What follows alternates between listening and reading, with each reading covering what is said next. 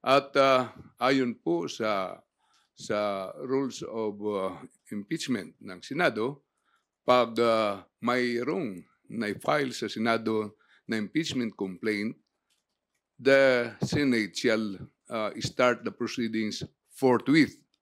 Simulan kaagad. Anong ibig sabihin ng forthwith? Without delay. Right away. Without delay. Yun po ang ibig sabihin po ng forthwith.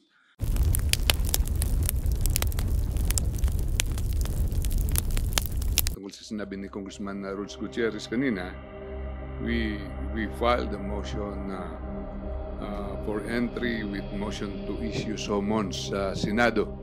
Ito po ay tungkol sa pag-file ng House ng impeachment noong February 5 laban sa ating Vice President Sara Duterte. At pinirmahan po namin ito noong March 14 na entry with the motion to issue summons. Pero hindi namin kaagad i-file dahil ang tingin po namin ay break nila. Sinasabi nila baka hindi sila makapagtrabaho dahil break na yung Senado. Pero apparently, nagkaroon po sila ng hearing last Thursday nung committee ni Senadora Amy. Ibig sabihin, nagtatrabaho pa rin po ang Senado. Kaya ngayong araw ay i-final po natin itong entry with motion to issue summons. Anong ibig po sabihin nito? Una ay pinahayag po namin na nakahanda po ang House. Kahit po ngayon ay panahon din ng kampanya po namin, kami ni Congressman Rudes Gutierrez ay nangangampanya, dahil inatasan po kami na maglitis, maging prosecutors, ay gagawin po namin ang aming tungkulin. At ayon po sa rules of impeachment ng Senado, pag mayroong na-file sa Senado na impeachment complaint, the Senate shall start the proceedings forthwith. Simulan kaagad. Anong ibig sabihin ng forthwith? Without delay. Right away. Without delay. Yun po ang ibig sabihin po ng forthwith. So, kahit ano pong ginagawa natin, dahil napakahalaga po ito, ay kailangan gumulong kaagad ang impeachment. At dahil po dito ay nag-motion kami na isyuhan ng summons ang ating Vice President para sagutin na po niya at kung maaari, kung kaya nila, naipakita naman nila na kaya nila, mag-hearing sila sa Senado, magtrabaho po kami. Dahil noong March 23, nag-release po ako ng press release kung anong kahalagahan ng impeachment. Una, napakahalaga nito dahil the first reason is to prevent more harm, further harm. Kung may ginagawa ang isang opisyal na nakakasama sa ating bayan, hindi lang ito sa kahit sinong impeachable officer, ay kailangan ma-prevent yung harm na kanyang ginagawa. Second is to uphold the rule of law. May konstitusyon tayo at ito po ay nasa loob ng ating konstitusyon.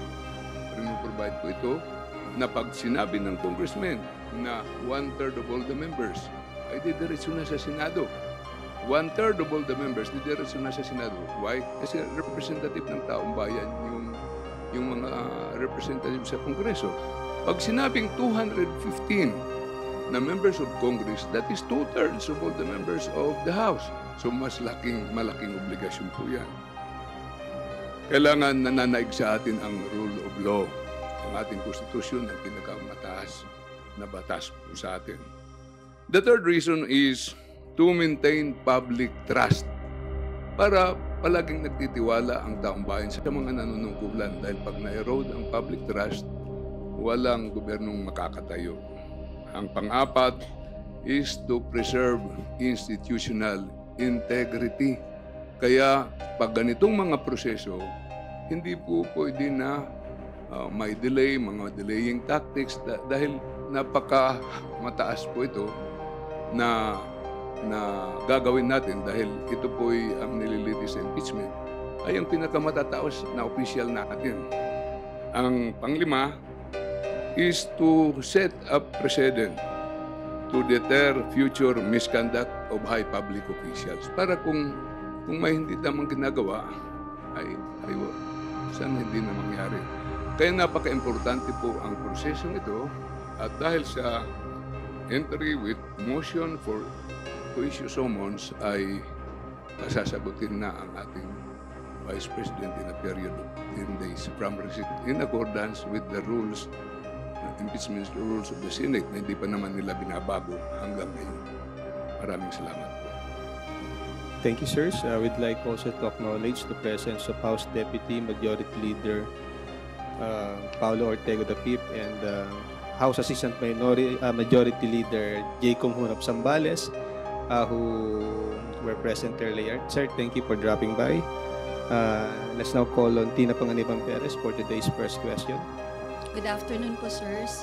Senate President Chis Escudero said that he will refer the pleading that you filed this morning to the Senate legal team so they can discuss this tomorrow.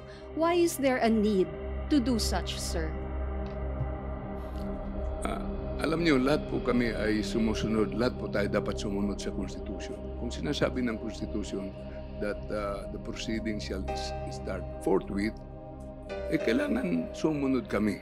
Otherwise, pag hindi kami sumunod, kami na ang nagbabiolate ng ating Constitution.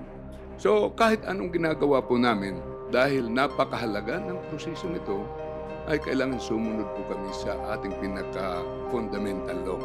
At yun po ang lahat ng oath of office namin ay based doon sa ating Constitution at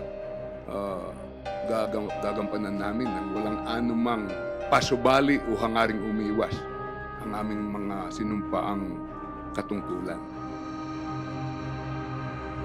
In addition to what the Minority Leader has mentioned, the prosecution has collectively taken the stand that given the Constitution says that the trial under the Senate will proceed immediately forthwith, we are of the opinion that legally sound naman po yung aming motion. However, we do understand that the good Senate President might have a differing opinion, and thus we would understand the reason for them to refer to their legal team. But we remain confident that our submission is in line with our legal theory.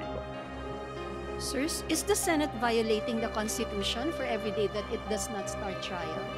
It's already violating the Constitution, sir. May tinatawag na interparliamentary courtesy. Ayoko magsalita, pero ang gusto mong sabihin na nandun yung Constitution natin. Lahat naman tayo nakakaintindi po niya.